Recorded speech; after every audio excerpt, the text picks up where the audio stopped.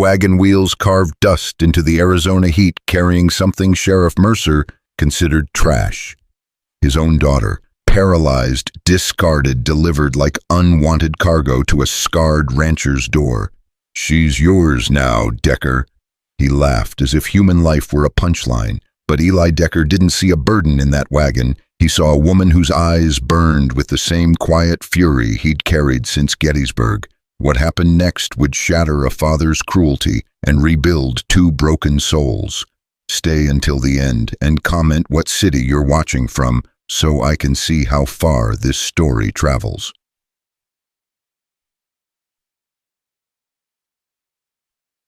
The sun beat down on the Arizona territory like God's own hammer, turning the red dirt to powder and the air to something you had to chew before you could breathe. Eli Decker stood on his porch, one hand shielding his eyes from the glare, the other resting on the post. He'd carved himself from cottonwood 3 summers back. He wasn't expecting company. He never expected company. That's how he preferred it. The ranch spread out before him like a promise, half-kept fields that yielded just enough fences, that held just barely a barn, that leaned but didn't fall. It was honest work for an honest man, and Eli Decker was nothing if not honest. Honest about his limitations, honest about his past, honest about the fact that he preferred the company of silence to the company of men. But silence, as he'd learned in 37 hard years, had a way of breaking when you least wanted it to. The dust cloud appeared first, rising from the road that connected his property to the town of Redemption Springs, 5 miles east. Eli's jaw tightened. He knew that cloud too big for a single rider, too purposeful for a traveler who'd lost his way. Someone was coming with intention, and intention usually meant trouble. His hand moved instinctively to his hip, where his Colt used to rest during the war. Nothing there now but air and memory. He'd sold the gun in '66, the year he came home to find his wife and infant son buried under the ashes of what used to be their house. Some fires you could put out, others burned until there was nothing left but scar tissue and questions you'd never get answered. The wagon materialized from the heat shimmer like something out of a fever dream. 2 horses pulled it, both lathered despite the relatively short journey from town. Behind them sat Sheriff Wade Mercer, his considerable bulk wedged onto the driver's bench, his face split by a grin that didn't reach his eyes. Never did. Mercer was a man who smiled like other men breathed constantly, unconsciously, and without any real feeling behind it. Eli didn't move from his porch, didn't descend the 3 steps to meet his visitor halfway, didn't offer a wave or a greeting. He just stood there, weight balanced on his good leg, and waited. The war had taught him patience. The years after had perfected it. Mercer pulled the wagon to a stop 15 feet from the porch, close enough for conversation, far enough to be considered rude. The horses stamped and snorted, eager to be unhitched. The sheriff made no move to accommodate them. "Afternoon, Decker," Mercer called out, his voice carrying that particular tone men use when they're about to ask for something they have no right to request. "Fine day, ain't it?" was Eli replied. Mercer's grin widened, but his eyes went flat. "Now that ain't neighborly. Here I come all this way, and that's the greeting I get. Didn't invite you?" "No, I suppose you didn't." Mercer leaned back on the bench, making a show of getting comfortable. "But I come bearing gifts, as it were. Thought you might appreciate a bit of company out here. Man can't live by loneliness alone, or so they say." Eli's gaze shifted from Mercer's face to the back of the wagon. He'd been avoiding looking there, same way you avoid looking at a wound you know is going to be bad. But curiosity, or maybe something deeper, something that remembered what it meant to care about another human being, pulled his eyes to the wagon bed.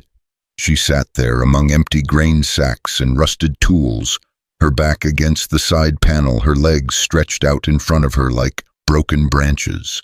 She wore a dress that had once been blue but had faded to the color of old bruises, and her dark hair hung loose around her shoulders, uncombed, uncared for. Her hands rested in her lap, and even from this distance, Eli could see they were trembling. But it was her face that stopped his breath. Not because she was beautiful, though she was, in the way that wild things are, beautiful, fierce, and undomesticated, and touched by something that wouldn't break easy. No, what stopped him was her eyes. They weren't looking at him with pleading or hope or any of the things you'd expect from someone in her position. They were looking at him with assessment, measuring, calculating, deciding whether he was worth the effort of whatever came next. "This here's my daughter Clara," Mercer announced, his voice taking on a theatrical quality that made Eli's stomach turn. 22 years old, smart as a whip when she wants to be, and absolutely useless for anything practical. Clara's jaw tightened, but she didn't look away from Eli, didn't flinch at her father's words. She'd heard worse, Eli realized. Probably heard it every day. "What happened to her?" Eli asked, his voice low. "Horse through her when she was 16, Mercer said with a shrug as if describing the weather. "Broke her back, ain't walked since and ain't likely to. Doctors said the damage was permanent, said I should be grateful she survived at all."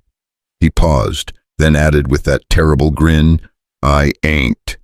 The words hung in the air like gun smoke. Eli descended the porch steps slowly, favoring his left leg. The shrapnel that had torn through his thigh at Gettysburg had left him with a limp that got worse when it rained and never really got better. He crossed the distance to the wagon, his boots crunching on the sun-baked earth, and stopped at the tailgate. Up close he could see more, the way her dress had been mended multiple times with thread that didn't quite match. The bruise on her forearm, yellow-green with age. The way her shoulders curved forward, not from her injury, but from years of trying to make herself smaller, less noticeable, less of a burden to a man who clearly saw her as nothing but. "Miss Clara," Eli said quietly, and her eyes snapped to his face. "Your father says you can't walk. That true?" "Yes." Her voice was rough, like she hadn't used it much lately, or like she'd spent a lot of time screaming and crying until there was nothing left but gravel and determination. "Can you move your arms, your hands?" "Yes." "Your mind work fine?" Something flickered across her face, surprise maybe, or the ghost of humor long dead. "Better than his." Behind them Mercer chuckled, but there was an edge to it.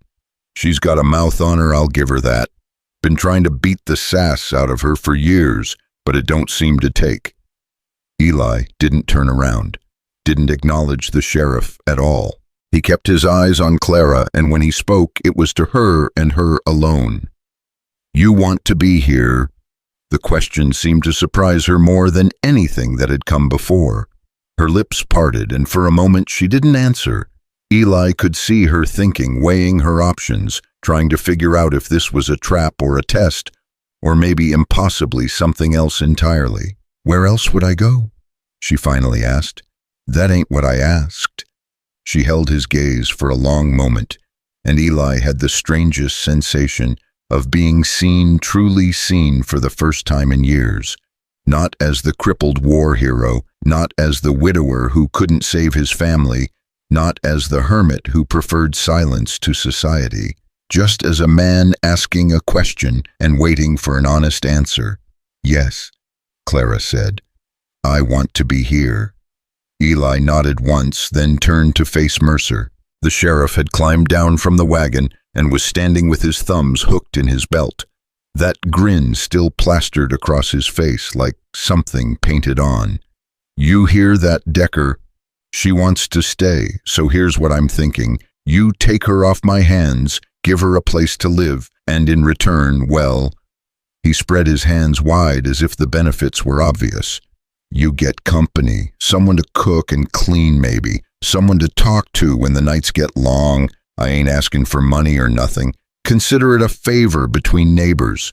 "A favor," Eli repeated flatly. "That's right. I mean, what else am I going to do with her? She eats food that could go to my sons, takes up space in a house that's already too small, and she can't contribute nothing. It's a burden, Decker, a weight I've been carrying for 6 years, and I'm tired of it." He leaned in, lowering his voice like they were sharing a confidence. Between you and me, it'd be a mercy to all involved." Eli looked back at Clara. She was staring at the wagon bed now, her hands clenched into fists, her whole body rigid with a fury she couldn't express, or maybe wasn't allowed to. He thought about his wife Sarah and how she used to sit on the porch in the evenings humming while she mended his shirts. He thought about his son Samuel, who'd only lived 6 months but had smiled at him. Once really smiled, and how that smile had been the closest thing to grace Eli had ever known. He thought about the fire that had taken them both while he was off fighting a war that wasn't his, for a cause he didn't believe in because he'd been drafted and didn't have a choice. He thought about choices and the lack thereof, and about men who treated their children like livestock to be traded when they became inconvenient. "Help her down," Eli said. Mercer blinked. "What? You heard me. Help your daughter out of that wagon. Now hold on. You want me to take her off your hands? Fine. But you're gonna do it proper. You're gonna help her down, and you're gonna look her in the eye when you do it, and then you're gonna get the hell off my property." For the first time since he'd arrived, Mercer's grin faltered. His face darkened, and his hand moved toward the revolver at his hip. "You don't talk to me like that, Decker. I'm the law in this county." "Then act like it," Eli said quietly. "Help your daughter out of the goddamn wagon." The two men stared at each other, and for a moment the desert held its breath. A hawk circled overhead, its shadow sliding across the red earth. The horses stamped nervously, sensing the tension. Then Mercer's hand dropped away from his gun. He climbed back onto the wagon with less grace than he'd descended it, and reached for Clara. She flinched away from him, a reflex automatic and revealing, but there was nowhere to go. Mercer grabbed her under the arms and hauled her toward the tailgate like she was a sack of grain. "I got her," Eli said sharply, and Mercer released her so suddenly that Clara would have fallen if Eli hadn't been there to catch her. She weighed less than he expected, all bone and tense muscle, and barely contained rage. He lifted her carefully, mindful of her legs, and carried her up the porch steps. She didn't say anything, didn't protest or thank him. She just kept her eyes fixed on some point in the middle distance, breathing hard through her nose. Eli set her down on the bench he kept by the door, the one he used for pulling off his boots at the end of the day. She adjusted herself, arranging her useless legs with practiced efficiency, and finally looked up at him like, "Thank you," she said. 2 words barely audible, but weighted with more meaning than entire conversations he'd had with other people. "Don't thank me yet," Eli replied. Then he turned back to Mercer, who was climbing back onto his wagon with obvious haste. The sheriff wanted to be gone, now his deed done, his burden transferred. "One more thing," Eli called out. Mercer paused, reins in hand. "What? Don't come back." "Now see here, I mean it, Mercer. You leave her here, you leave her here permanent. You don't get to change your mind in a week or a month or a year when it becomes convenient for you. You don't get to ride out here demanding her back because the gossips in town won't let it rest. You brought her here like she was trash you needed to dump, and now she's staying, but you—" Eli took a step forward, his voice dropping to something cold and final. "You don't ever set foot on my land again." Mercer's face went red, then purple. His mouth opened and closed like a fish drowning in air, but whatever he saw in Eli's face made him think better of whatever he'd been about to say. He snapped the reins hard, and the horses lunged forward, dragging the wagon around in a wide turn. "You'll regret this," Mercer shouted over his shoulder. "She's nothing but trouble, always has been." Eli watched until the wagon disappeared back into the heat shimmer, until the dust cloud faded and there was nothing left but the desert and the silence he'd been cherishing when all this started. Then he turned around. Clara was still sitting on the bench, her hands gripping the edge so hard her knuckles had gone white. Tears streaked her face, but she wasn't making a sound, just crying silently while staring at the place where her father had been. Eli stood there for a moment, suddenly uncertain. He knew how to fix fences and birth calves and coax crops from reluctant soil. He knew how to be alone. What he didn't know was how to do this, how to comfort someone whose entire world had just shifted on its axis, who'd been abandoned by the one person who should have protected her above all else. So he did the only thing he could think of. He opened the door to his house, small and spare and clean, in the way of places inhabited by men who have too much time and too few distractions, and said, "You can stay out here if you want, but it's cooler inside." Clara wiped at her face with the back of her hand, smearing the tears rather than stopping them. She looked at the open door, then at Eli, then back at the door again, making calculations, weighing risks, deciding whether one prison might be better than another. "Can you help me inside?" she finally asked, her voice small and broken in a way that made something twist in Eli's chest. "Yeah," he said, "I can do that."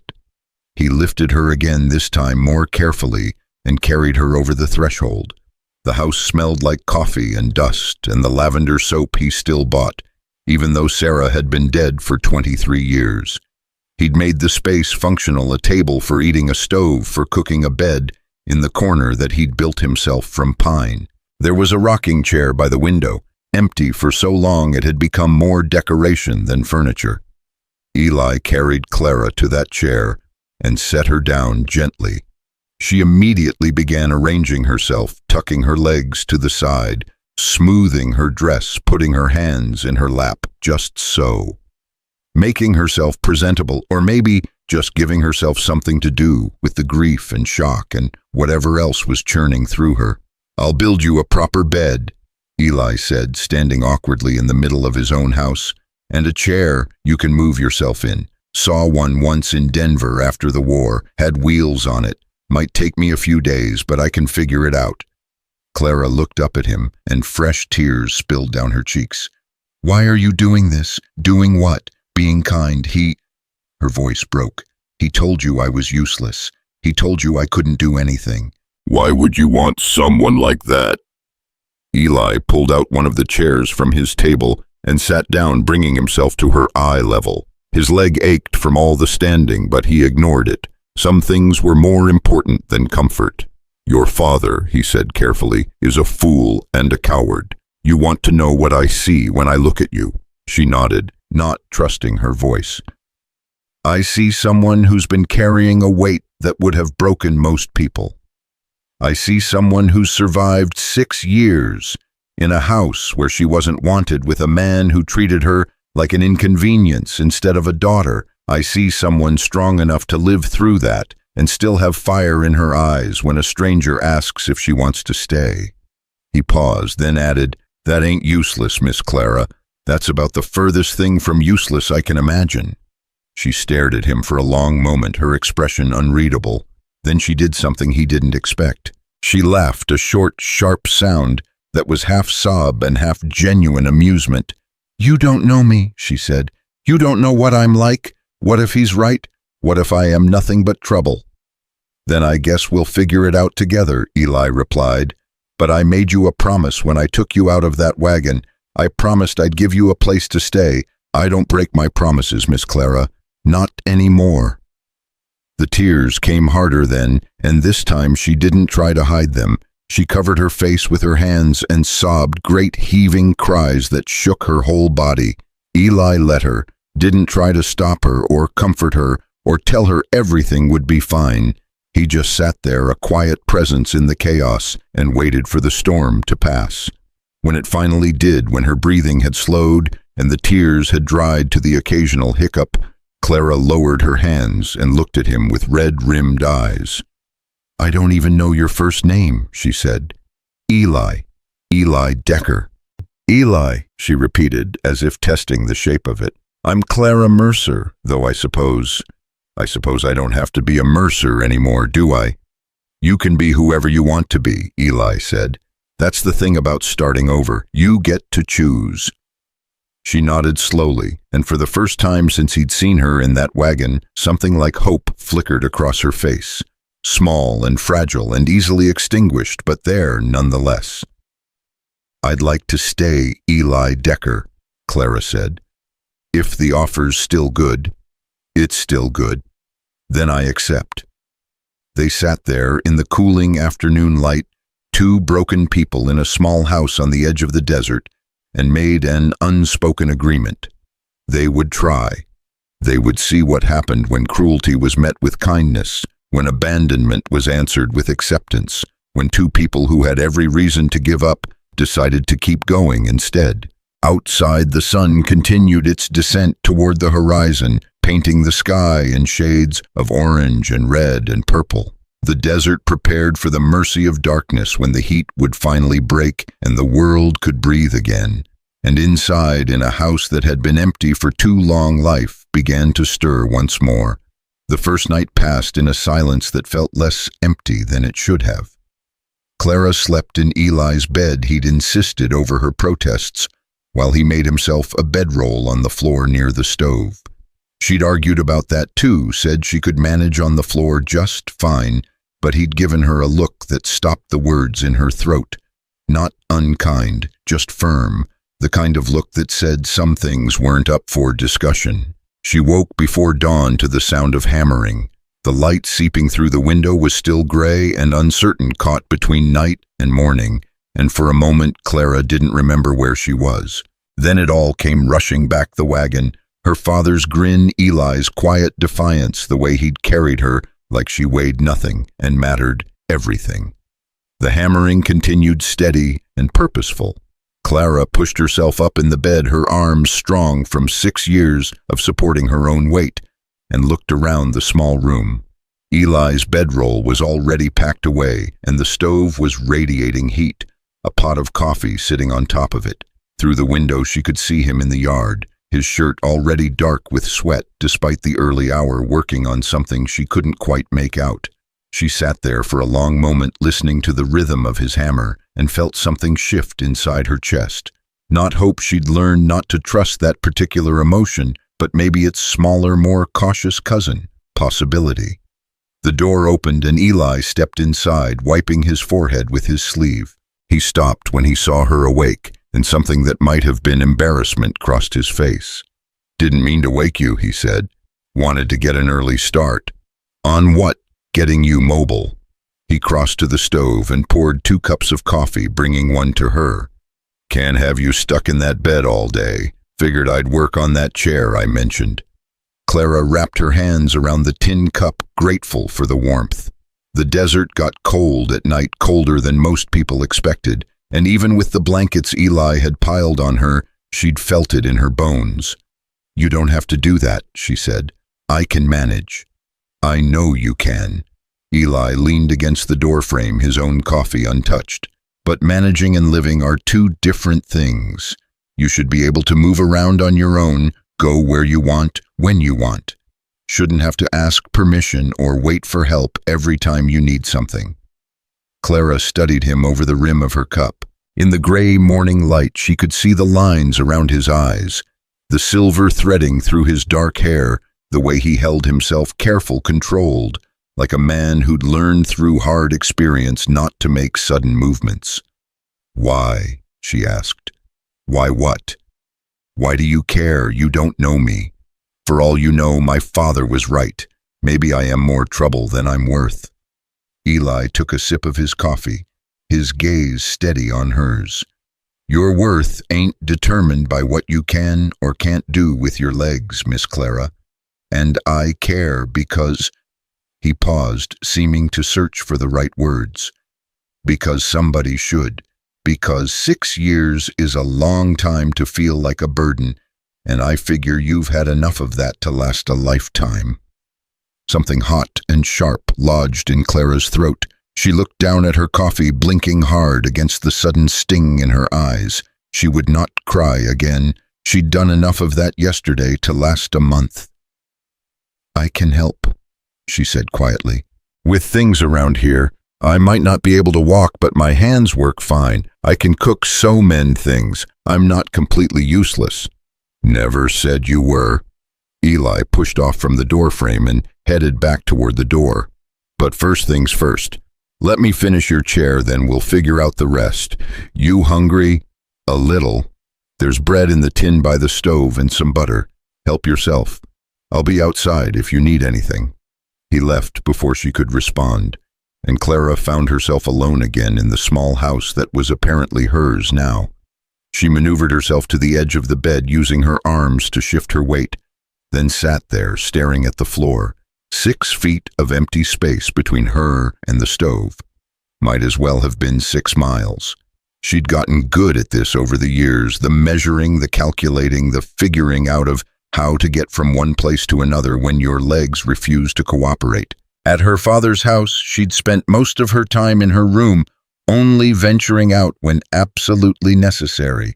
The humiliation of crawling across the floor, of having her brothers watch and snicker, of seeing the disgust on her father's face. It had been easier to just stay put, but this was different. This was Eli's house, and he'd said she could help herself. He'd said it like he meant it, like he expected her to be able to do it. Clara slid off the bed and onto the floor. The wood was rough under her palms, cool in the morning air. She dragged herself forward, her useless legs trailing behind her, her arms doing all the work. It took longer than it should have, and by the time she reached the stove, her arms were shaking and sweat had soaked through her dress. But she made it.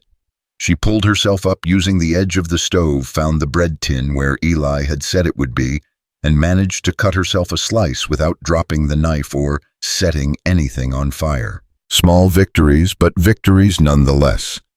She was sitting on the floor eating her bread and butter when Eli came back in an hour later. He took one look at her at the distance she'd traveled, at the determined shut of her jaw, and nodded. "Good," he said simply. Then he bent down and scooped her up like it was the most natural thing in the world. "But save your strength, got something to show you." He carried her outside into the full light of morning, and Clara had to shield her eyes against the sudden brightness. When her vision adjusted, she saw what he'd been building. It wasn't fancy. Eli clearly wasn't a master craftsman, but it was solid and purposeful. A wooden chair with a high back and armrests mounted on 4 wheels that looked like they'd been salvaged from an old cart. The seat was padded with what appeared to be folded blankets, and handles were attached to the back so someone could push if needed. "It's rough," Eli said almost apologetically, "and it might not work right on the first try, but I figured we could adjust it as we go, make it better as we figure out what you need." Clara couldn't speak. She just stared at the chair, her chair that this stranger had built for her in the pre-dawn darkness because he thought she deserved to move freely. "Want to try it?" Eli asked. She nodded, not trusting her voice. He set her down in the chair, carefully adjusting her legs, so they rested comfortably on a small footrest he'd attached to the front. The wheels squeaked when she shifted her weight, and the whole thing tilted slightly to one side, but it held. "Put your hands on the wheels," Eli instructed, kneeling beside her. "Push forward on both sides to go straight, push harder on one side to turn." Clara gripped the wooden wheels, feeling the rough texture under her palms. She pushed tentatively at first, and the chair rolled forward a few inches, then a few more. Then she was moving under her own power for the first time in 6 years, and the sound that came out of her throat was half laugh and half sob. "Easy," Eli said, walking beside her. "Ground's not level here. Don't want you tipping over." But Clara wasn't listening. She was pushing harder now, rolling across the packed dirt of the yard, feeling the morning sun on her face and the wind in her hair, and the impossible, incredible sensation of going somewhere because she chose to not, because someone carried her there. She made it 20 feet before one of the wheels hit a rock and the chair lurched violently. Eli caught it before it could tip his strong hands, steadying the frame, and Clara found herself breathing hard, her heart pounding with equal parts exhilaration and fear. "We'll smooth out the path," Eli said. "Make it easier, and I'll adjust the wheels, get them more balanced." "It's perfect," Clara said fiercely. "It's absolutely perfect." He smiled then, a real smile that transformed his weathered face into something younger, something that remembered joy. "Well, I don't know about perfect, but it's a start." They spent the rest of the morning making adjustments. Eli tightened the wheels, added more padding to the seat, built a small ramp leading up to the porch so Clara could get in and out of the house on her own. She watched him work, offering suggestions when she saw ways to improve the design, and slowly they fell into a rhythm, him building, her advising, both of them focused on the same goal. By noon, when the sun was high and merciless, they took a break in the shade of the porch. Eli brought out more bread and some dried meat along with a jar of water from the well. They ate in companionable silence, and Clara realized this was the first meal she'd shared with someone in years where she didn't feel like an imposition. "Tell me about the ranch," she said after a while. "How long have you been here?" "Bought the land in '68, Eli replied, staring out at the fields. "Right after I mustered out. Needed somewhere quiet, somewhere I could work with my hands and not think too much." "You were in the war." It wasn't a question. She'd seen the way he limped, the careful way he moved his left leg, but he answered anyway. "Gettysburg. Caught shrapnel in my thigh on the second day. Field surgeon wanted to take the leg, but I convinced him to let me keep it. Spent the rest of the war in a hospital in Philadelphia learning to walk again." "Is that where you learned to build things? In the hospital?" "Some. Mostly taught myself after, when I realized I couldn't do the kind of work I used to. Had to find new ways to be useful." He glanced at her, his expression unreadable. "Guess we have that in common." Clara absorbed this, turning it over in her mind. "You said yesterday you'd made a promise, that you don't break promises anymore. What did you mean?" For a long moment, Eli didn't answer. He just sat there, his jaw working like he was chewing on words he didn't want to swallow. Then he said very quietly, "I had a wife, Sarah, and a son, Samuel. I promised Sarah I'd come home safe, promised I'd take care of them both, but I got drafted, and by the time I made it back, they were gone. House burned down while I was away. Sarah tried to get Samuel out, but the smoke—" He stopped, his hands clenching into fists. "I broke my promise. Wasn't there when they needed me most." "That wasn't your fault," Clara said softly. "Maybe not, but it feels like it was." He looked at her then, and his eyes were haunted. "So now, when I make a promise, I keep it. No matter what. I promised you a place to stay, Clara. I meant it." She reached out and touched his hand just briefly, her fingers light on his scarred knuckles. "I believe you."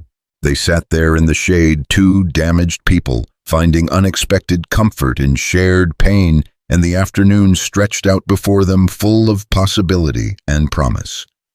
The days that followed fell into a pattern. Eli would wake before dawn, start the coffee, and head out to tend to his small herd of cattle or work on whatever project the ranch demanded. Clara would wake to the smell of coffee and the sound of industry, and she'd use her new chair to wheel herself to the stove, where she'd start making breakfast. It took her 3 tries to figure out how to cook and manage the chair at the same time, and she burned the bacon twice before she got the timing right, but Eli never complained. He just ate what she made and thanked her for it. She started mending his clothes, shirts with torn seams, pants with frayed hems, socks with holes worn through the toes. The pile seemed endless evidence of a man who'd been living alone too long and taking care of himself too little. Clara worked through it systematically, her needle flying, and found satisfaction in making order out of chaos. "You don't have to do all this," Eli said one evening, watching her work by lamplight. "I know," Clara replied, threading her needle with practiced ease. "But I want to. Makes me feel like I'm contributing." "You are contributing, just by being here." She looked up at him, surprised by the sincerity in his voice. "How do you figure house feels different now, more alive, like it remembers what it's supposed to be?" Clara went back to her sewing, but she was smiling. Strange how quickly this place had started to feel like home, how natural it seemed to share space with this quiet man who asked for nothing and offered everything. They talked while they worked, sharing stories in small increments. Clara told him about her mother who'd died giving birth to her youngest brother when Clara was 12, about how she'd tried to take care of the house and her siblings until the accident that stole her legs, and with them any value she might have had in her father's eyes. Eli told her about growing up in Pennsylvania, about learning carpentry from his father, about meeting Sarah at a church social and knowing within 5 minutes that he'd marry her someday.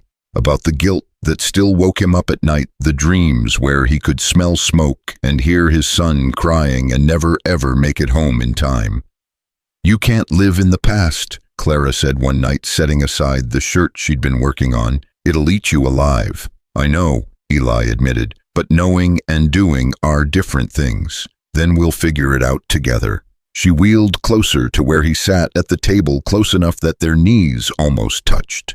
"That's what we're doing here, isn't it? Figuring out how to live again." He looked at her for a long moment, and something passed between them. An understanding, an acknowledgement of shared wounds and shared healing. "Yeah," he said finally, "I suppose it is." 3 weeks after Clara arrived, a rider came from town. Not her father, but one of the men who worked at the general store bringing supplies Eli had ordered. The man's eyes widened when he saw Clara on the porch, her hands busy with a basket of mending moving freely in her wheeled chair. "Miss Mercer," he stammered, "I didn't expect, that is, your father said—" "My father says a lot of things," Clara interrupted calmly. "Most of them aren't worth listening to." The man looked between her and Eli, clearly unsure how to proceed. "Yes, well, I've got your supplies, Mr. Decker." They unloaded the wagon in silence, and the man left quickly, casting backward glances that promised gossip spreading through Redemption Springs before sunset. Clara watched him go, her expression unreadable. "Does it bother you?" Eli asked. "That people will talk. Let them talk," Clara said. "I spent 6 years caring what people thought about me, about my legs, about being a burden. I'm done with that now." Eli smiled slow and approving. "Good." That night they sat on the porch together, watching the stars come out. The desert sky was clear and endless, pinpricked with light, and Clara tilted her head back to take it all in. At her father's house, she'd rarely been outside after dark. Too difficult to carry her, too much trouble to bother with. "It's beautiful," she murmured. "Yeah," Eli agreed, but he was looking at her instead of the sky. Clara felt the weight of his gaze and turned to meet it. In the darkness, she could barely make out his features, but she could feel the intensity of his attention, the way the air between them had changed. "Eli," she said softly, "why did you really take me in the truth this time?" He was quiet for so long she thought he might not answer. Then he said, "Because when I looked at you in that wagon, I saw myself. After I came home from the war, after I buried my family, I felt broken in ways that had nothing to do with my leg, and I knew if someone had offered me kindness, then real kindness without expectation or pity, it might have saved me years of darkness." He paused. "I couldn't help myself back then, but maybe I could help you now." Clara reached out and found his hand in the darkness, lacing her fingers through his. His palm was rough with calluses, warm and solid and real. "You did," she whispered. "You are." They sat like that for a long time, hands joined hearts, slowly learning to beat in rhythm again, while above them the stars wheeled through their ancient patterns, and the desert night wrapped around them like a blessing. The morning that changed everything started like any other. Clara woke to the sound of Eli moving around the kitchen, the familiar clink of the coffee pot, the creak of floorboards under his uneven gait. She pushed herself up in bed. She still slept in his bed, while he took the floor despite her continued protests, and reached for the chair he'd positioned nearby. The transfer had become second nature, now smooth and efficient, her arms strong from weeks of constant use. She wheeled herself to the kitchen and found him standing at the stove, spatula in hand, attempting something that looked like it might have started life as eggs. He glanced over his shoulder when he heard her approach, and the relief on his face was almost comical. "Thank God," he said. "I'm making a mess of this." Clara laughed and took over, shooing him away from the stove. "Go tend to the animals. I've got breakfast." He didn't argue, just grabbed his hat and headed out, and Clara found herself humming as she scraped his attempted eggs into the slop bucket and started fresh. The simple domesticity of it filled her with a contentment she'd never expected to feel again. This was hers, the kitchen, the routine, the quiet partnership with a man who treated her like an equal rather than an obligation. She was just plating the eggs when she heard the horses, multiple horses moving fast. Her hand stilled on the plate and something cold slid down her spine. She wheeled to the window and looked out. 5 riders approached through the morning haze, and even at a distance she recognized the man in the lead.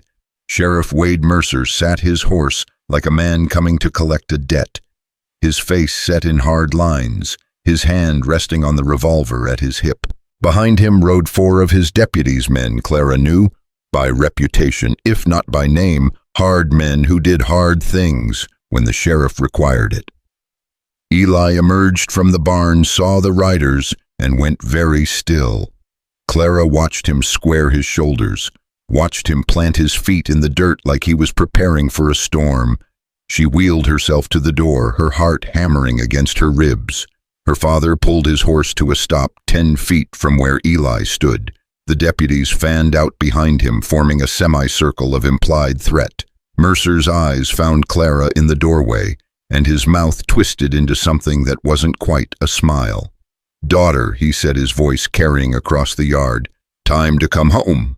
"I am home," Clara called back, and was proud that her voice didn't shake.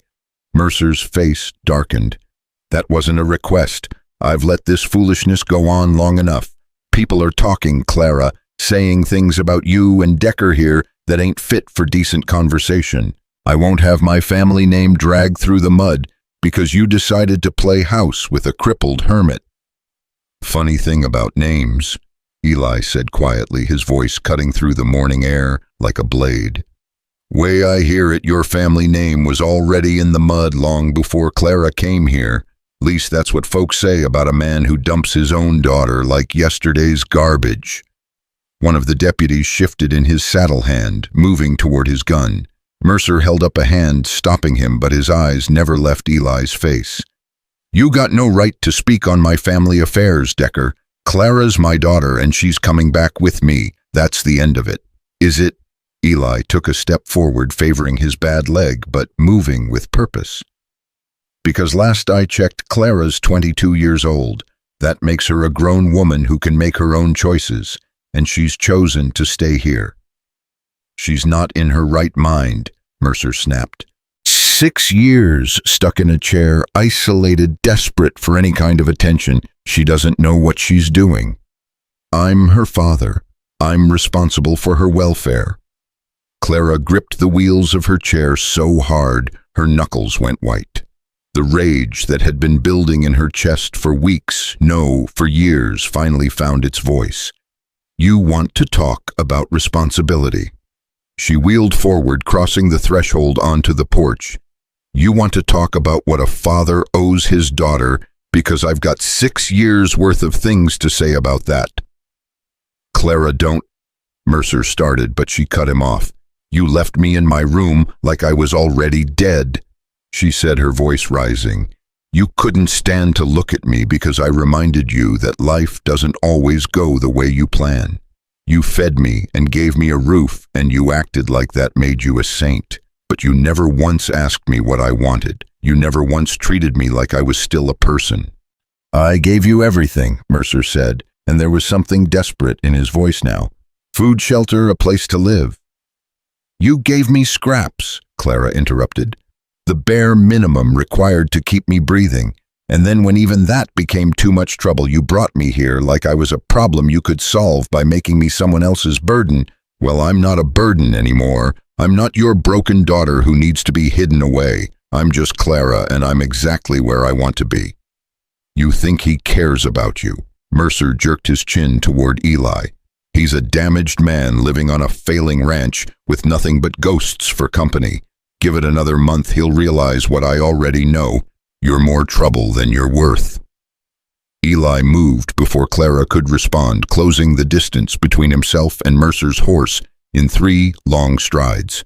He grabbed the sheriff's stirrup, his voice dropping to something low and dangerous. "I'm going to say this once, Mercer, so you best listen close. Clara stays because she wants to stay. Not because I'm lonely, not because I need someone to cook and clean, not because of any reason other than she made a choice, and I'm respecting it. Something you've apparently never learned how to do." Mercer leaned down from his saddle, his face inches from Eli's. You think you're protecting her, you're ruining her. Whatever reputation she had left, you're destroying it by keeping her here unchaperoned. The whole town's talking about what you two are doing out here, and it ain't pretty." "Let them talk," Eli said. "Their opinions don't change facts.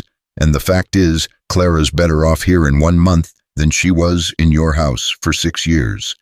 I've seen the bruises, Mercer, the old ones that healed wrong, the finger-shaped marks that don't come from accidents. So you want to talk about who's ruining who? We can have that conversation right now." The air went electric with tension. The deputies shifted nervously, hands hovering near weapons, clearly uncertain whether this was about to turn into something they'd have to shoot their way out of. Mercer's face had gone purple with rage, a vein pulsing visibly at his temple. "You're accusing me," he started, but Clara's voice cut through the rising fury. "He's not accusing you of anything, Father. He's stating facts. You want to know what happened to me in your house? I'll tell you. I fell down the stairs twice, pushed by my brothers, who thought it was funny to watch me try to crawl back up. I had hot coffee spilled on my arm by you when you were angry about something, and I was just convenient. I spent nights cold because no one bothered to bring me extra blankets. I went days without seeing another person because looking at me made everyone uncomfortable." She paused, breathing hard. "So no, you don't get to ride out here and act like you're rescuing me. You lost that right the day you put me in a wagon like livestock." Mercer stared at his daughter, and for the first time since he'd arrived, something that might have been shame flickered across his face. But it was gone as quickly as it came, replaced by the hard mask of a man who couldn't afford to admit he'd been wrong. "You're coming home," he said flatly. "I won't ask again." "Then don't," Clara replied. "Because my answer isn't going to change." Mercer's hand moved to his revolver, and everything seemed to happen in slow motion. Eli stepped back from the horse, his own hand moving to his hip where no gun rested. The deputies drew their weapons with the practiced ease of men who'd done it 100 times before. Clara wheeled forward, putting herself between Eli and the guns. "Stop," she said, her voice cutting through the moment like a knife. "Father, if you draw that gun, if you hurt him, I will spend the rest of my life telling everyone who will listen exactly what kind of man you are. Every bruise, every cruelty, every time you looked at me like I was something that should have died with my legs, I'll tell it all. Your reputation, it'll be destroyed. Your position as sheriff gone. Your standing in the community dust." Mercer's hand froze on the revolver. "You wouldn't dare." "Try me." Clara's eyes blazed. "I have nothing left to lose, Father. You made sure of that. But you have everything to lose. Your pride, your power, your precious family name. So you have a choice. You can ride away now and let me live my life, or you can draw that gun and watch everything you've built come crashing down around you." The silence that followed was absolute. Even the horses seemed to sense the weight of the moment, standing still as statues while the humans decided whether blood would be spilled today. Finally, slowly, Mercer's hand moved away from his revolver. His face was a mask of barely controlled fury, but beneath it Clara could see something else. Fear. The realization that his broken daughter had found her backbone and was no longer afraid of him. "This isn't over," Mercer said, but the words lacked conviction. "Yes," Clara said firmly, "it is." Mercer jerked his reins, turning his horse so sharply it danced sideways. "Let's go," he snapped at his deputies, who holstered their weapons with visible relief. They wheeled their horses and followed their sheriff back down the road, leaving dust and tension in their wake. Eli watched them until they disappeared from sight, then turned to Clara. She was shaking now, the adrenaline that had carried her through the confrontation draining away and leaving her hollow. Her hands trembled on the wheels of her chair, and her breath came in short, sharp gasps. "Clara," Eli said softly, kneeling beside her chair. "Hey, look at me." She did, and he saw tears streaming down her face. "I meant it," she said, her voice breaking. "Every word. I'm not going back. I can't." "I know." He took her hands in his, steadying them. "And you don't have to. I promised you a place to stay. Remember, that promise still stands. What if he comes back? What if he won't? Eli's voice was certain. You saw his face when you threatened to talk. That's his weakness, Clara. His pride. He values his reputation more than he values you. And you just made it clear that forcing you back would cost him everything. He's not going to risk that. Clara nodded, but she was still shaking. Eli stood and scooped her out of her chair, carrying her back into the house. He set her on the rocking chair by the window, then poured her a cup of coffee with hands that were steadier than he felt. Drink this, he said, and breathe. She took the cup, wrapping both hands around it, and did as he instructed. Slowly, the shaking subsided. The tears dried on her cheeks. When she finally looked up at him, there was something new in her eyes. Not fear or uncertainty, but resolve. I've never stood up to him before, she said quietly. In all those years, I never once fought back. I just took it because I thought maybe he was right. Maybe I was useless. Maybe I deserved. She stopped, her throat working. You didn't, Eli said fiercely. You didn't deserve any of it. I know that now. She set down the coffee cup and met his eyes. Because of you. Because you showed me what it looks like when someone treats you with actual kindness instead of obligation. You gave me back my dignity, Eli, my sense of worth, and Her voice broke again. I don't know how to thank you for that. You don't need to thank me. Eli pulled up a chair and sat facing her, their knees almost touching. You did the hard part yourself. I just gave you space to remember who you were before the world tried to convince you otherwise. They sat like that for a long time, the morning sun streaming through the window, the coffee growing cold in their cups. Finally, Clara reached out and touched his face, her palm resting against his scarred cheek. What are we doing here? She asked softly. Really? Eli covered her hand with his own, holding it against his face. I think we're healing, both of us, learning how to be whole again after being broken for so long. Is that all? He knew what she was asking, had known it was coming for weeks now, as their casual touches had lingered, as their conversations had grown more intimate, as the space between them had shrunk until it was almost nothing. No, he admitted, it's not all. Then what else? I'm falling in love with you, Eli said simply. Have been for a while now, tried to tell myself it was just companionship or gratitude or loneliness, but it's not. It's love, plain and simple. And if that makes things complicated, I'm sorry, but I can't pretend otherwise anymore. Clara's breath caught in her throat. Why would that make things complicated? Because you've been through hell, Clara. Because you're still figuring out who you are now that you're free of your father. Because I don't want you to feel obligated to return my feelings just because I gave you a place to live. She laughed, then a sound of pure relief and joy. You beautiful fool.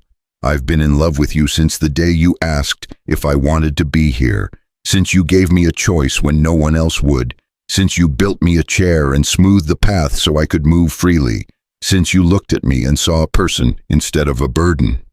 Eli stared at her, hope and disbelief warring on his face. You mean that? Every word. She pulled his face closer to hers, their foreheads nearly touching.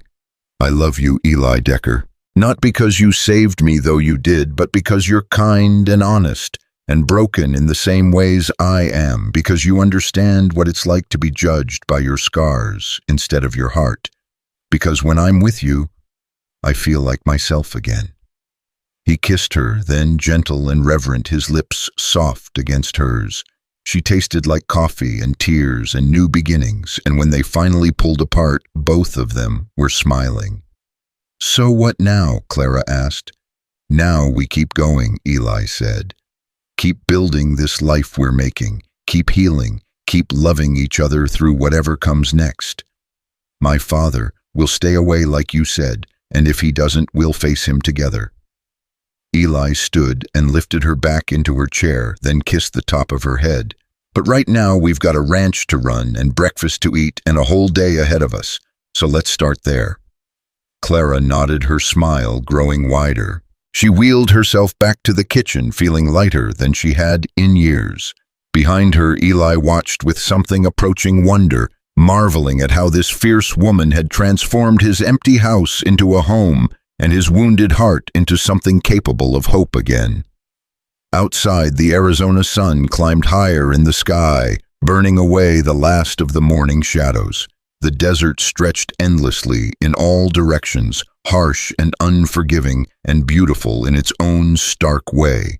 And in a small house on the edge of that vastness, two people who'd been cast aside by the world found each other and held on tight, determined to prove that broken things could still be made whole if you were brave enough to try. The weeks following her father's confrontation passed with a sweetness Clara had never known existed. She and Eli moved around each other with the easy grace of people who'd decided to stop fighting their feelings and simply live in them instead. He kissed her in the mornings before heading out to the fields, and she'd catch him watching her in the evenings with an expression that made her heart flutter.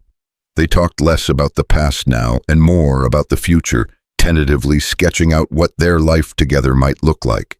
Clara had taken over the garden such as it was. Eli had planted vegetables years ago but had let them grow wild, only harvesting what was easy to reach. Now Clara wheeled herself between the rows, her strong hands pulling weeds and coaxing life from the stubborn desert soil. She'd found she could manage quite well from her chair, and the work gave her a sense of purpose that went deeper than simply contributing to the household. She was building something, creating, growing life where there'd been neglect. One afternoon, about 6 weeks after the confrontation, Clara was working in the garden when she felt it. A flutter low in her belly, so faint she thought at first she'd imagined it. She stilled her hands, frozen in the dirt, waiting. There it was again, a whisper of movement like butterfly wings against her insides. Her breath caught. She counted backward in her head, trying to remember. She and Eli had been together for nearly 5 weeks now, but before that there'd been one night, a week before her father had come. They'd been sitting by the fire talking about nothing and everything, and somehow talking had turned to touching, and touching had turned to kissing, and kissing had turned to Eli carrying her to his bed, with a question in his eyes that she'd answered with trembling hands, pulling him close. They hadn't spoken of it the next morning, both of them uncertain and a little afraid of what it meant. But then her father had come and they'd confessed their love, and since then they'd been together as often as the work allowed, learning each other's bodies with the same care. They'd learned each other's hearts. Clara pressed her hand to her belly, feeling for that flutter again. Nothing. But she knew. Somehow beneath the rational part of her mind that said it was too soon to know, too soon to feel anything, she knew. She was pregnant. The realization sent a cascade of emotions through her: joy, terror, wonder, panic. A baby. A child growing inside her body in the part of her that had been broken for so long. She'd never thought about children, had assumed that particular future had been stolen along with her ability to walk. But here it was impossibly real, a new life taking root in soil that everyone had declared barren. Clara! She looked up to find Eli approaching from the barn, concern written across his face. He must have seen her expression, the way she'd gone still and pale. What's wrong? He knelt beside her chair, his hand automatically going to her face. You feeling all right? I think...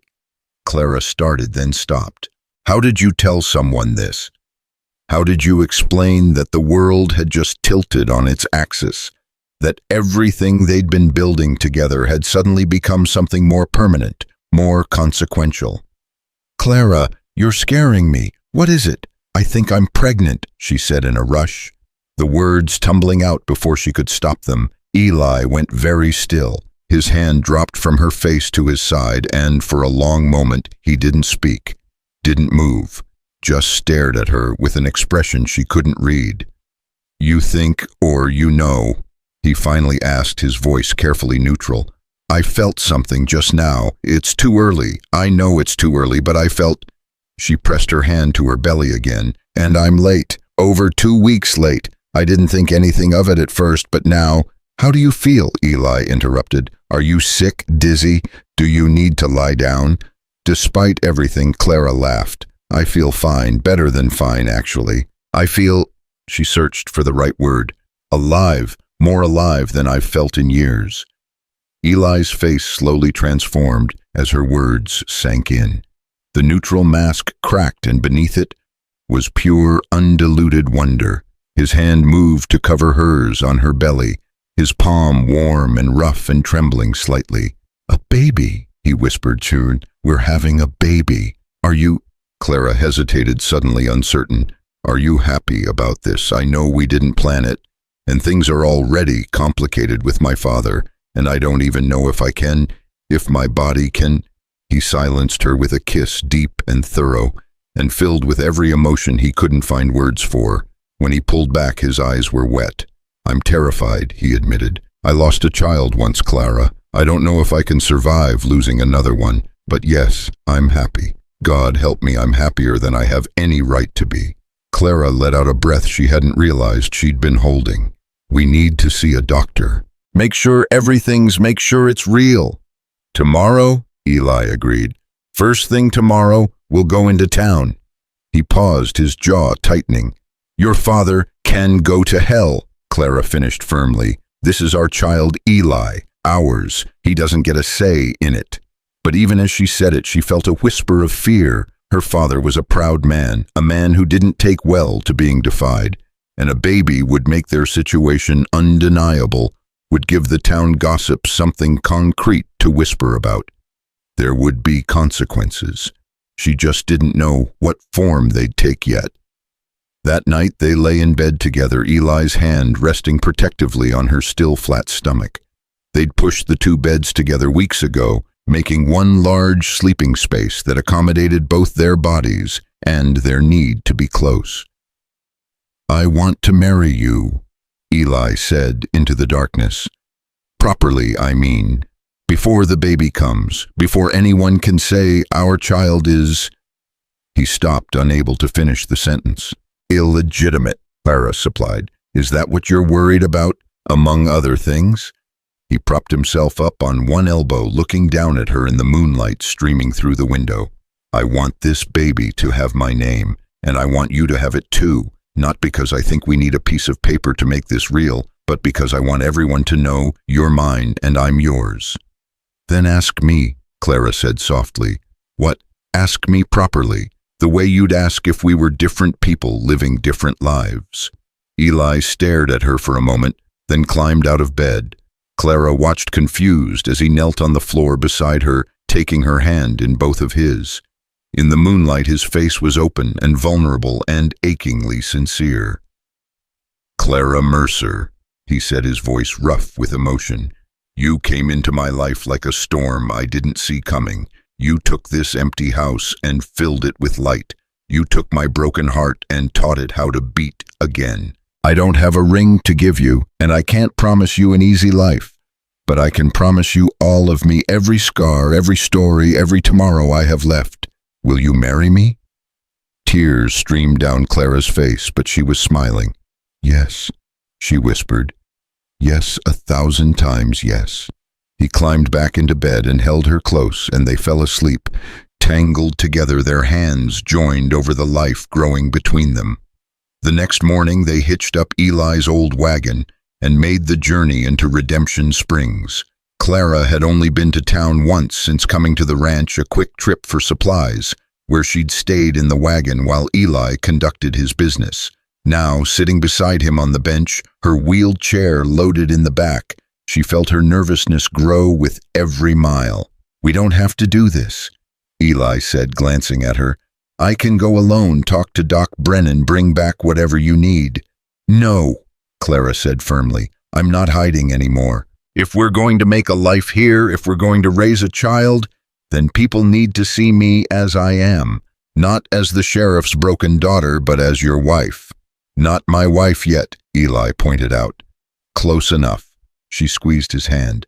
Besides, we need to talk to Pastor Williams about a wedding. Might as well get it all done at once. The town materialized from the desert heat like a mirage made solid. Redemption Springs wasn't much a main street with a dozen buildings, a church, with a crooked steeple, a general store, a saloon, and scattered houses spreading out like spokes from a wheel. The sheriff's office sat at the far end of town, a low adobe building that seemed to watch over everything with malevolent attention.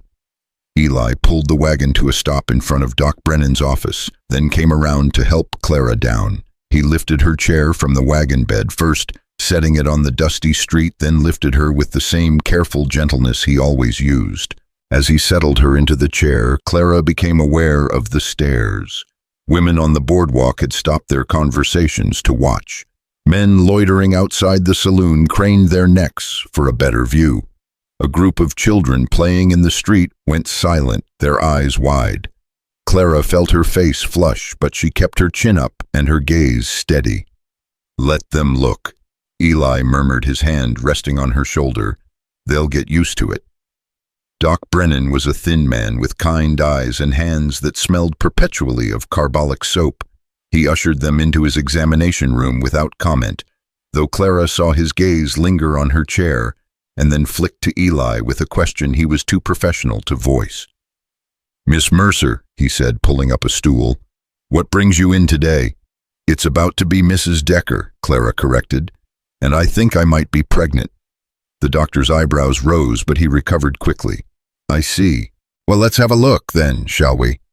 The examination was thorough and only mildly uncomfortable. Doc Brennan asked questions about her symptoms, her cycle, her overall health. He pressed on her abdomen with gentle hands, listened with his stethoscope, and finally sat back with a smile. "Well, Mrs. Decker-to-be, I'd say you're about 7 weeks along, give or take. Everything feels normal, healthy. Your paralysis shouldn't affect the pregnancy itself, though we'll want to watch you carefully as you get further along. The birth might be more complicated than usual, but we'll cross that bridge when we come to it." "So it's real?" Clara asked, her voice barely above a whisper. "I'm really pregnant." "You're really pregnant." The doctor's smile widened. "Congratulations to you both." Eli's hand found Clara's squeezing tight. She looked up at him and saw tears tracking down his weathered face, and suddenly she was crying too, both of them overwhelmed by the impossible gift of this new life. "Thank you, Doc." Eli managed his voice thick. "Thank me by taking care of her," Doc Brennan said. "Make sure she eats well, gets plenty of rest, no heavy lifting or strain, and bring her back to see me in a month." They left the doctor's office in a daze of joy and disbelief. Eli was grinning like a fool, and Clara couldn't stop touching her belly, still marveling at the reality of it.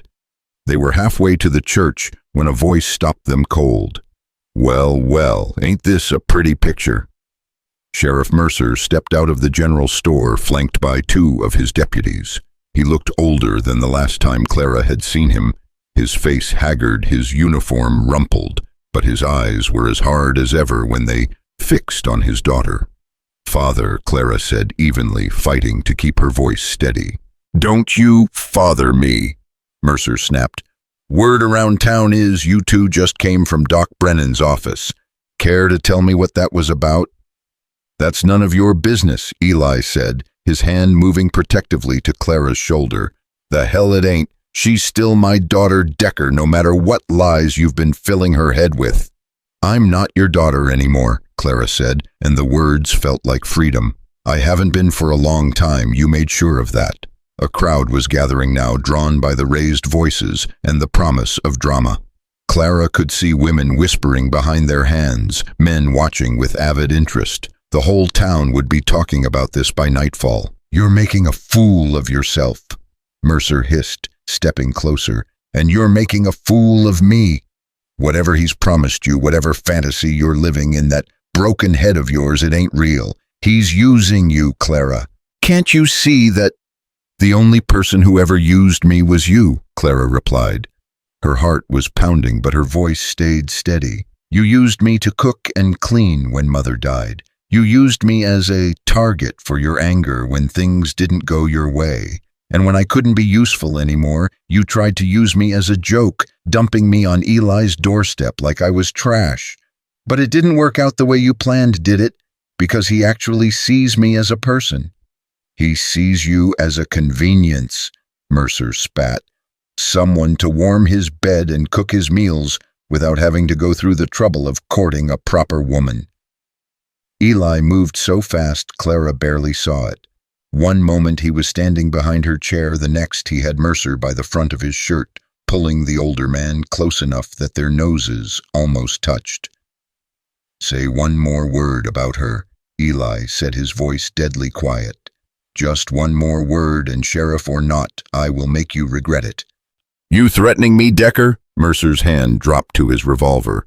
"In front of witnesses, that's a good way to end up in my jail."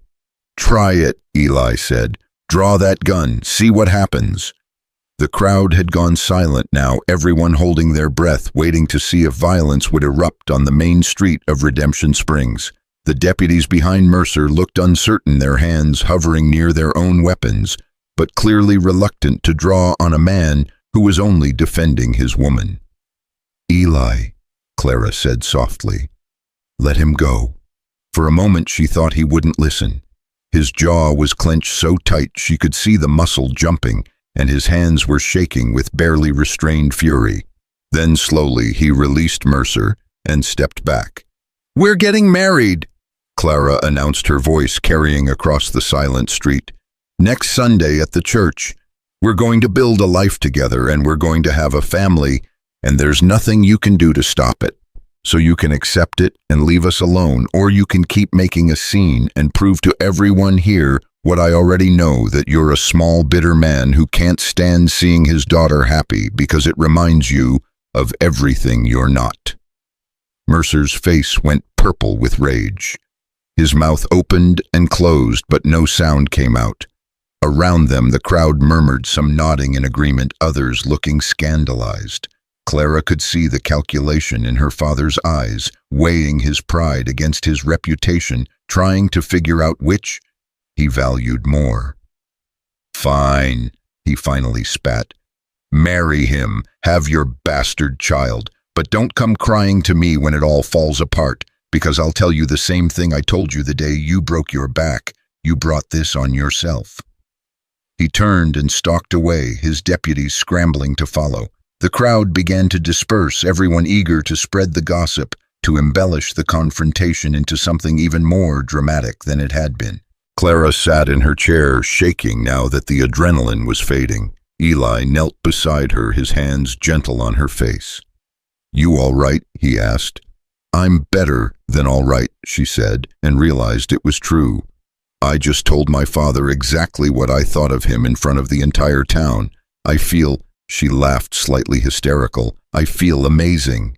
"You were incredible," Eli said, pressing his forehead to hers. "I've never seen anything braver." "He'll make trouble for us," Clara said, her smile fading. "You know he will. Let him try." Eli kissed her softly. "We'll face it together just like everything else." They continued to the church, where Pastor Williams, a gentle man with more compassion than judgment, agreed to marry them the following Sunday. Word spread quickly through the town, and by the time they left Redemption Springs, everyone knew that the crippled girl and the damaged rancher were making their arrangement permanent. The week leading up to the wedding was a blur of preparation. Eli cleaned the house from top to bottom, even though it was already the cleanest it had been in years. Clara worked on her dress, a simple blue cotton that she altered to fit her seated position, adding lace she'd found in a trunk of Sarah's old things. Eli had offered to buy her something new, but she'd refused. Sarah's lace felt like a blessing from a woman who'd loved this same man, a passing of the torch from one wife to another. On Saturday evening, the day before the wedding, Clara was hemming her dress when she felt it again, that flutter stronger this time, unmistakable. She pressed her hand to her belly and felt tears spring to her eyes. "Eli," she called. "Come here." He appeared from the barn, wiping his hands on his pants. "What's wrong?" "Nothing's wrong." She grabbed his hand and pressed it to her stomach. "Wait, just wait." They sat frozen for a long moment, and then it happened. A tiny movement beneath their joined hands, like a fish turning in water. Eli's eyes went wide. That was our baby, Clara confirmed, her voice breaking. That was our child saying hello. Eli dropped to his knees in front of her chair, his arms wrapping around her waist, his face pressed against her belly. She felt his shoulders shake with silent sobs, and she ran her fingers through his hair, her own tears falling freely. "We're going to be all right," she whispered, but all three of us. "We're going to be just fine." That night they made love with a tenderness that felt almost sacred, both of them acutely aware of the life growing between them, the family they were creating from the ruins of their separate pains.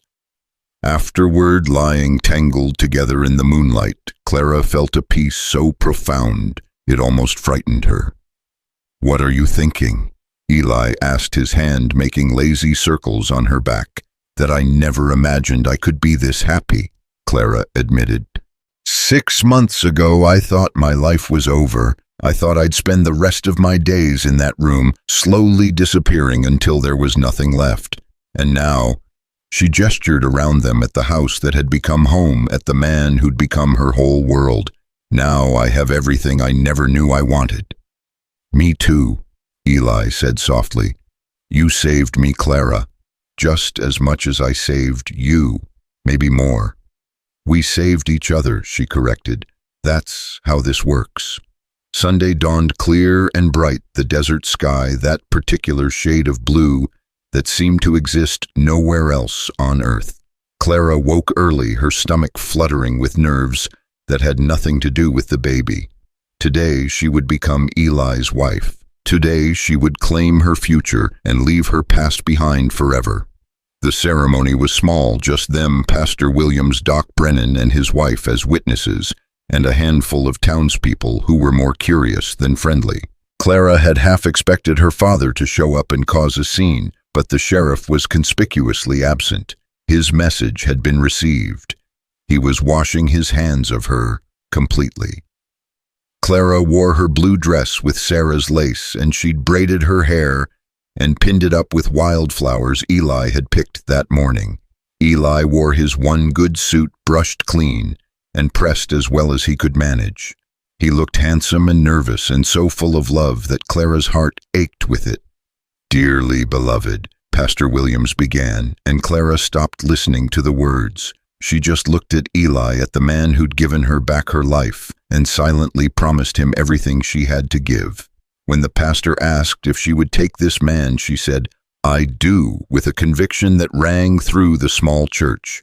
When Eli slipped a simple gold band onto her finger, his mother's ring saved all these years, she cried. And when Pastor Williams pronounced them husband and wife, and Eli leaned down to kiss her, Clara felt something shift into place deep in her soul. She was Clara Decker now, wife, mother-to-be, woman reborn. They returned to the ranch as the sun was setting, painting the desert in shades of gold and crimson. Eli carried her over the threshold, insisted on it, even though she could have wheeled herself and set her down gently in their bedroom. "Mrs. Decker," he said, testing out the name. "Mr. Decker," she replied, pulling him down for a kiss. Outside, the desert wind whispered through the sage, and somewhere in the distance, a coyote called to its mate. Inside, two people who'd been broken beyond repair found wholeness in each other's arms, proving that endings could become beginnings if you were brave enough to believe. The first month of marriage passed like a dream Clara was afraid to wake from. She and Eli fell into rhythms that felt ancient and new. All at once, mornings began with coffee shared on the porch. Afternoons were spent working side by side in whatever capacity the ranch demanded, and evenings ended with them tangled together in bed, talking until sleep claimed them. The baby grew steadily, Clara's belly rounding enough now that there was no hiding it, not that she wanted to. She wore her pregnancy like armor, proof that her body, broken as everyone claimed it was, could still create life. But peace, as Clara had learned, was always temporary in a world where men like her father held power. The trouble started small. Eli went to town for supplies, and came back with half of what he'd ordered. The merchant at the general store, apologetic but firm, said he couldn't extend any more credit. When Eli pointed out that his account had always been in good standing, the man just shrugged and said the policy had changed. Orders from the sheriff. A week later, 2 of Eli's cattle went missing. They found them 3 days later shot dead in a ravine 5 miles from the ranch. No explanation, no witnesses, just 2 animals that represented a significant portion of their winter income lying bloated under the desert sun. Then the well started giving them trouble.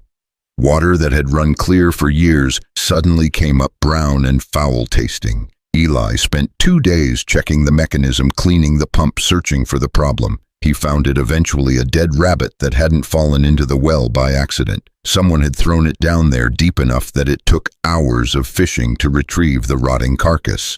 "It's him," Clara said that night, her voice tight with anger and fear. "My father, he's trying to drive us out." "I know." Eli sat at the table, his head in his hands. "But I can't prove it. And even if I could, who would I report it to? He's the law in this county." "So what do we do?" Clara wheeled closer, placing her hand on his arm. "We can't just sit here and let him destroy everything we've built." "I don't know," Eli admitted, and the defeat in his voice scared her more than the sabotage. "I've been trying to figure it out, but every option ends with us worse off than we started." Clara lay awake long after Eli finally fell into fitful sleep. Her hand rested on her belly, feeling the baby move beneath her palm, stronger kicks, now insistent and alive. She thought about her father, about his pride and his cruelty, about the way he destroyed anything that dared to defy him. She thought about running, leaving Arizona behind, and starting over somewhere her father's reach couldn't find them. But running meant admitting defeat. It meant letting him win. And after everything she'd survived, everything she'd fought for, Clara found she didn't have retreat left in her. The answer came to her just before dawn, clear and sharp as breaking glass. She knew what she had to do. She just didn't know if she had the courage to do it. "I need to go to town," she told Eli at breakfast. "Alone." He looked up from his coffee, immediately suspicious. "Why?"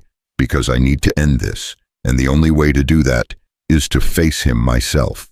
"Absolutely not," Eli said flatly. "Clara, he's dangerous. You know that better than anyone. Which is exactly why I'm the only one who can stop him." She reached across the table and took his hand. "He's not doing this because he hates you, Eli. He's doing it because he hates that I chose you over him. This is about his pride, his control, and as long as he thinks he can punish us into submission, he'll keep going. And you think talking to him will change that?" "No," Clara said honestly, "but I think reminding him what I'm capable of might."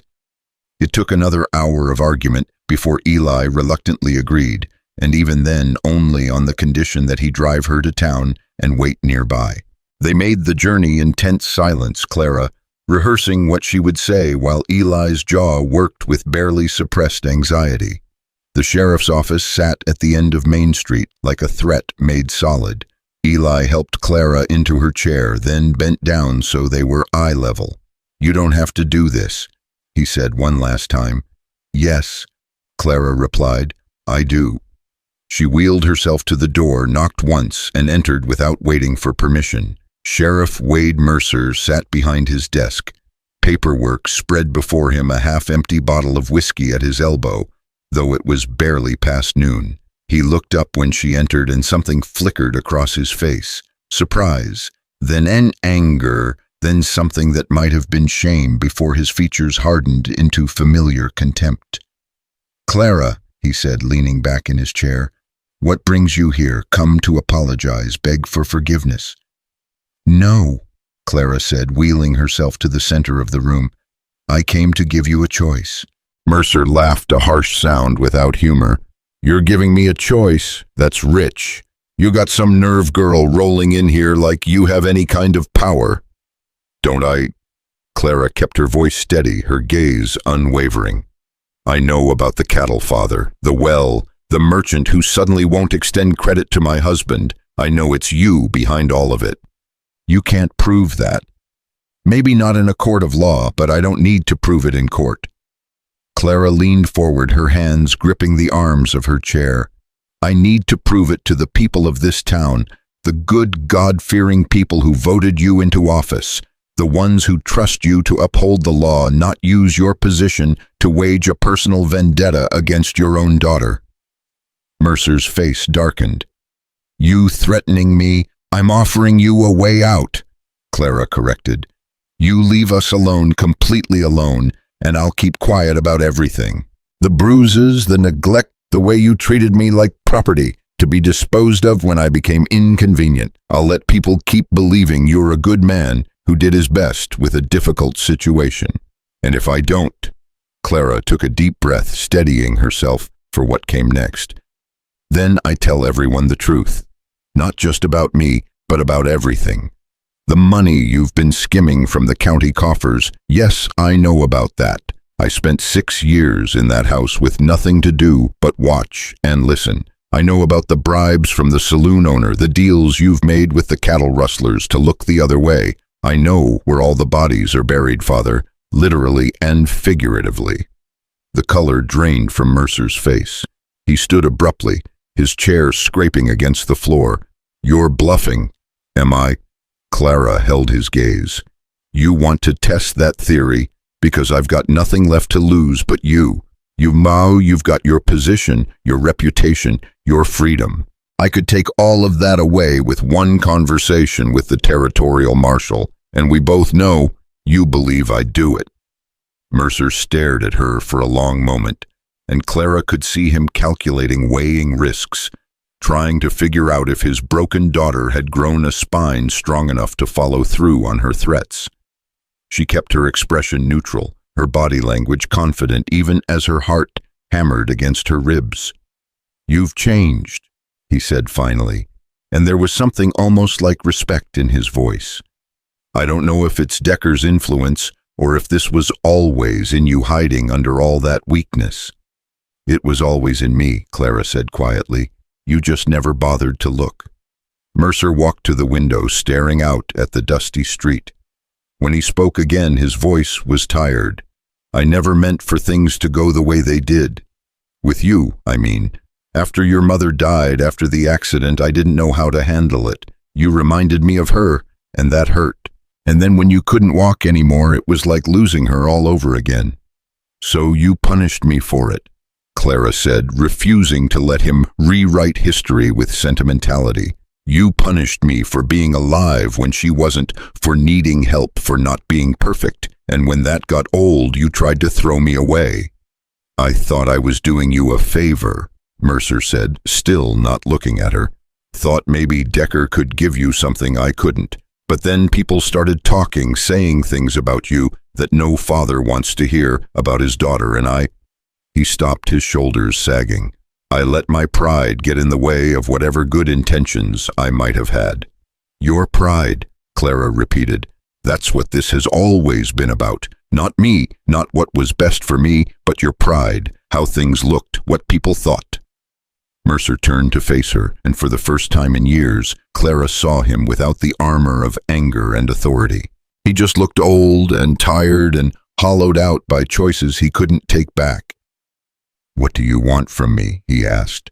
I want you to leave us alone, Clara said simply.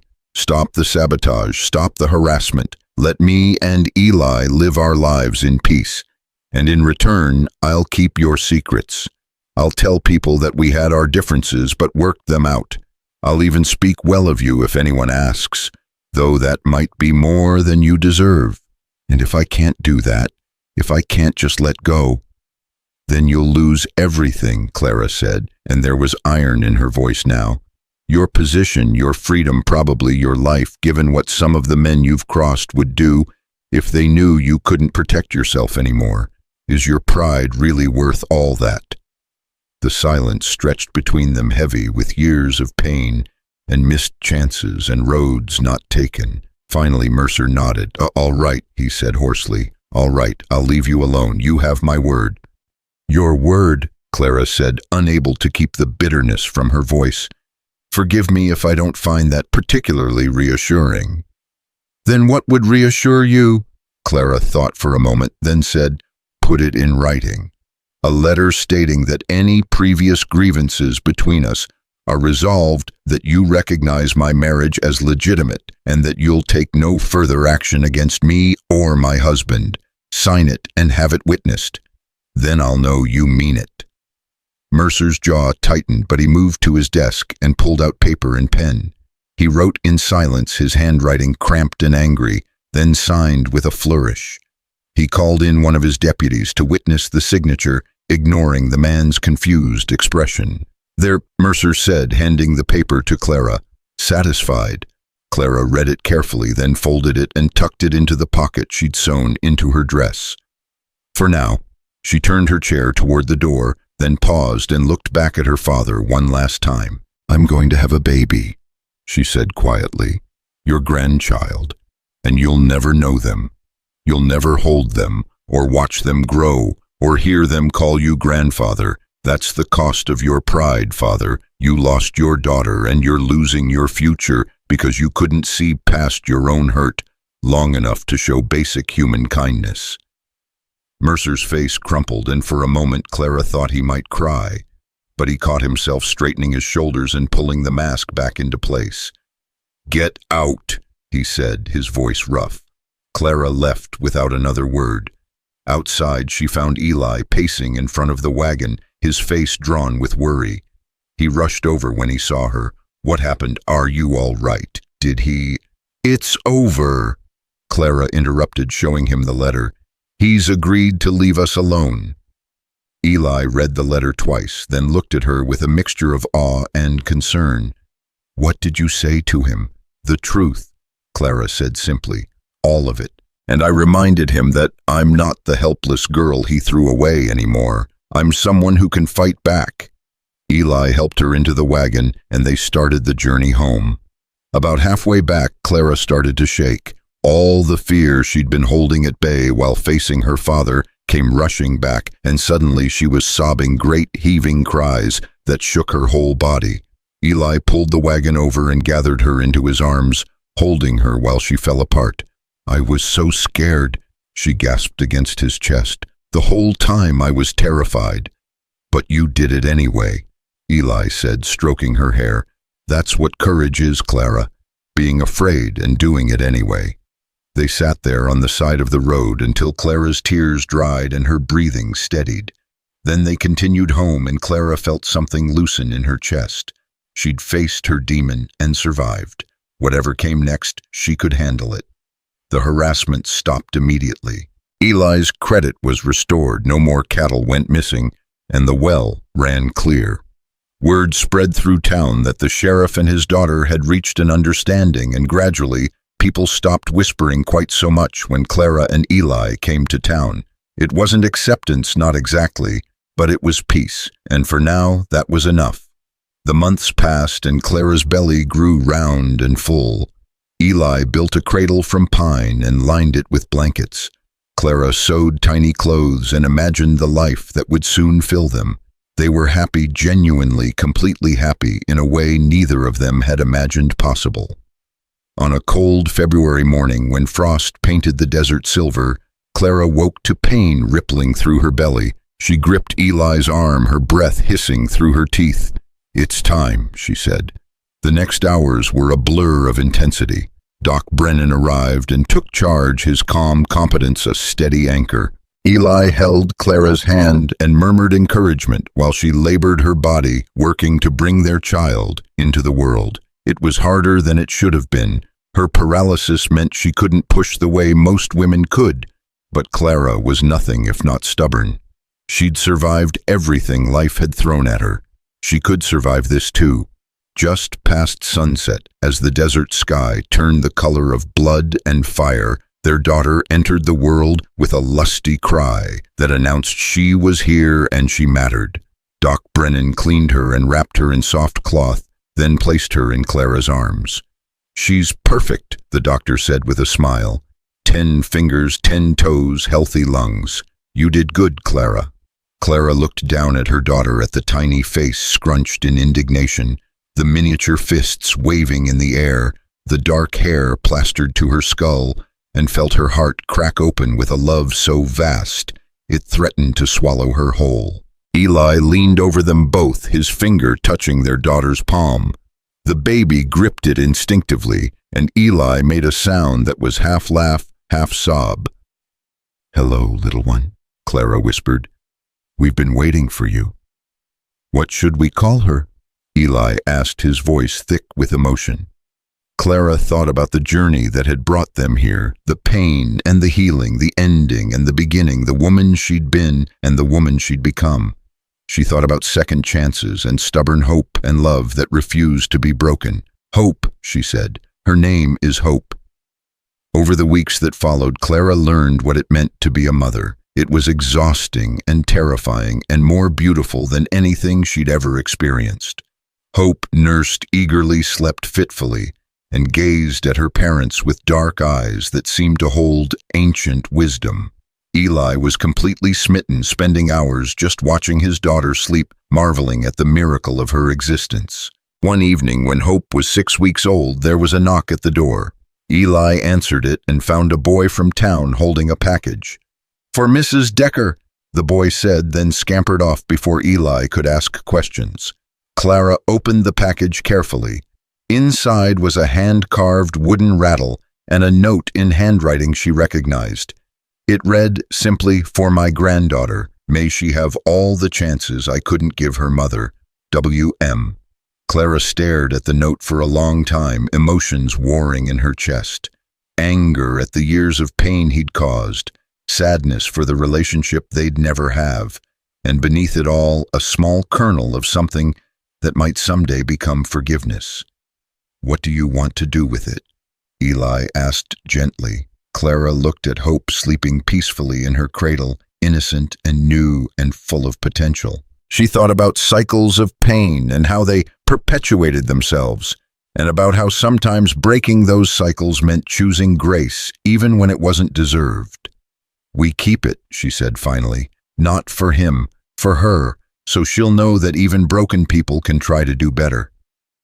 Spring came to the Arizona desert, bringing wildflowers that painted the landscape in impossible colors. Clara sat on the porch with Hope in her lap, watching Eli work in the expanded garden. He looked up and caught her eye, and the smile he gave her held all the love and wonder and gratitude that words could never fully capture. She thought about the girl she'd been broken, abandoned, convinced she had no value beyond what others assigned her. And she looked at who she'd become, a wife, a mother, a woman who'd found her strength in the darkest places and emerged into light. The ramp Eli had built still stood at the porch steps, weathered now, but solid. Clara looked at it and remembered the first day she'd used it, how revolutionary it had felt to move freely after years of constraint. That ramp had been more than wood and nails. It had been a declaration that she mattered, that her limitations didn't define her worth, that she deserved access to the world on her own terms. "What are you thinking about?" Eli asked, climbing the steps to sit beside her. "I'm thinking that I used to believe I was broken," Clara said, adjusting Hope against her shoulder, "that my legs defined everything I was and everything I could be. But you know what I've learned? What's that? I was never broken. I was just waiting to find someone who could see past what I couldn't do to who I actually was." She looked at him, this man who'd given her back herself. "You didn't fix me, Eli. You just loved me enough that I could fix myself." Eli kissed her temple, his arm coming around both his girls. "You gave me back my life too, you know. This house was a tomb before you came. Now it's a home. Now it's everything." They sat together as the sun sank toward the horizon, painting the desert in shades of amber and rose. Hope stirred in Clara's arms, making the small snuffling sounds of a baby about to wake, and Clara felt a contentment so profound it bordered on reverence. This was what winning looked like. Not a life without scars or struggles, but a life built in spite of them. Not a fairy tale where everything was perfect, but a real story where imperfect people found each other and chose love over fear, hope over despair, connection over isolation. She'd been thrown away like trash by a man who couldn't see past his own pain and pride, but she'd landed in the arms of someone who understood that worth wasn't measured in what you could do, but in who you were. And together they'd built something that no one could take away. A family forged in fire and tempered by love strong enough to weather whatever storms the future might bring. Clara Decker, wife, mother, survivor, looked out at the desert. She'd learned to call home and knew with absolute certainty that she was exactly where she belonged. Not despite her paralyzed legs, but including them. Not in spite of her scars, but because of them.